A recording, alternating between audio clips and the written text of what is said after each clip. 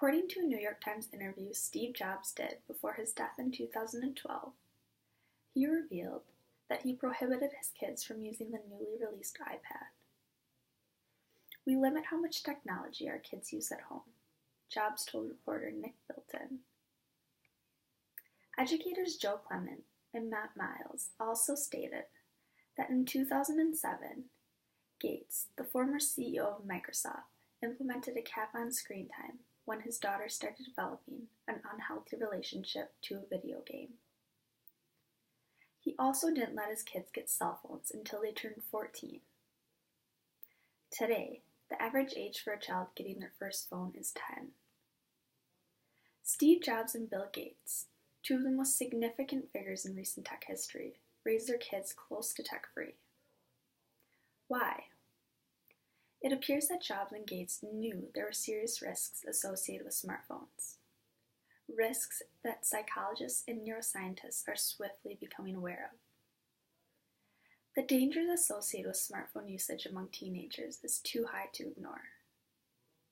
According to Pew Research Center, 73% of teens have access to a smartphone. 15% have only a basic phone. Research has proven that the use of smartphones has increased depression among teenagers. According to NPR's Lulu Garcia-Navarro, a study done by Jean Twenge, American psychologist, found a sudden increase in teen symptoms of depression, suicide risk factors, and suicide rates in 2012.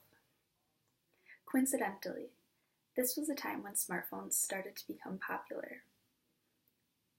Twenge's research showed that no matter what the teen was doing, whether watching cat videos or looking at something more serious, teens who spend 5 or more hours per day on devices are 71% more likely to have one risk factor for suicide.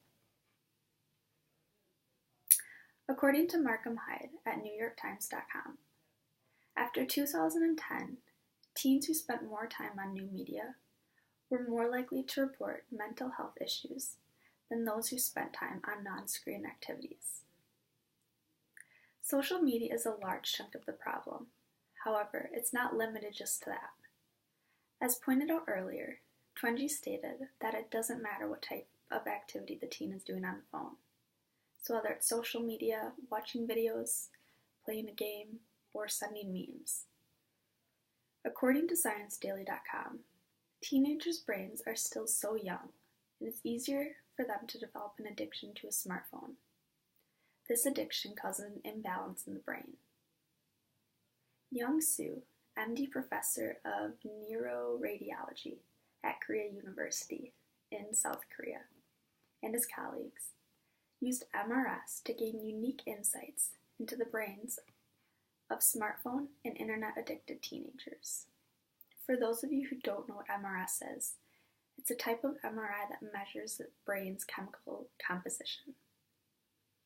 According to medicalnews.com, Dr. Soo and team worked with 19 adolescents, aged 15 and a half, on average, comprising 9 males and 10 females, who had been previously diagnosed with smartphone or internet addiction. 12 of the addicted youth received 9 weeks of cognitive behavioral therapy, modified from cognitive therapy program that was part of the study.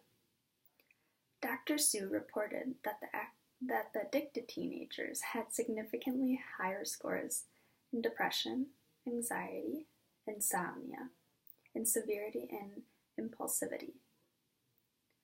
Stated by medicalnews.com, it turns out there's more harm than not for teenagers with even the most innocent use of a smartphone. In addition to the imbalances that smartphones produce in a teenager's brain, smartphone use among teenagers has been linked to epidemic obesity. It makes sense that those who inhibit an addiction to their smartphone are more likely to be obese than those who aren't. According to a study done by Harvard T.H. Chan School of Public Health, Out of nearly 25,000 U.S. teens followed during 2013 to 2015, 20% spent more than 5 hours a day in front of screens. These teens were twice as likely to drink a sugary drink each day and not get enough sleep or exercise. And 43% were more likely to be obese, compared to the teens who spent less time using screen devices. Erica Keeney, researcher at Harvard T.H. Chan University School, shares her findings in that limiting adolescents' engagement with screen devices is crucial. Since the majority of teenagers already have a smartphone, VeryWellFamily.com highlights 10 beneficial strategies that can be used in order to limit a teen's screen time. This includes making screen time a privilege. 2. Role modeling healthy habits. 3. Discouraging multitasking. 4. Establishing clear rules about technology. 5. Encouraging physical activity. 6. Educating the teen about media. 7. Not allowing electronics at mealtime. 8. Creating screen-free days. 9. Scheduling family activities that don't involve electronics. And 10. Holding regular family meetings to discuss screen time. Better yet, if the teenager doesn't already have a smartphone, and a phone is an absolute must, it may be best to take the Steve Jobs and Bill Gates approach and start making it a trend to bring back those old flip phones. Lastly, the use of cell phones among teenagers can affect their ability and desire to learn. Paul Barnwell, teacher at a middle school in Louisville, Kentucky, opened up about teenagers and smartphones on the Atlantic online publication. He said, "It's like giving kids equal access to cigarettes and candy. Teens are not as adept at understanding risk and cause and effect." Barnwell also stated that research supporting the idea that smartphones specifically can be used to enhance learning for all students, even underachievers, is hard to find. Barnwell contacted Richard Freed, a clinical psychologist who works with a wide range of children and families in the San Francisco Bay Area. Freed mentioned that high levels of smartphone use among teens often has a detrimental effect on achievement because teen phone use is dominated by entertainment and not learning applications. Barnwell said that after his conversation with Freed, as observing his students in his classroom, what he found was that struggling students from all backgrounds seemed to be more susceptible than their higher achieving peers to using their smartphones for non-educational purposes while in school.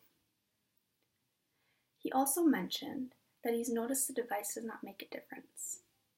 When he schedules instruction, allowing one-to-one computer access, students got better results than when the same instruction was scheduled with one-to-one phone access.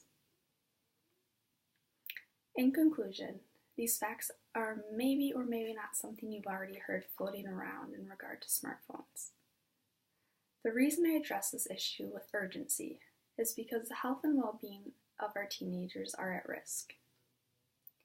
We as adults need to be educated and take the action in protecting our teenagers during the time of their lives that is extremely important in regard to their development.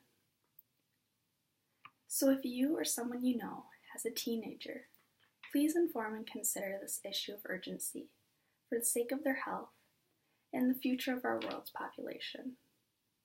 I want to end with an inspiring quote from Nathaniel Branden.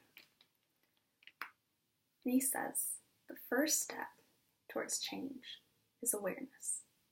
The second step is acceptance." Thank you.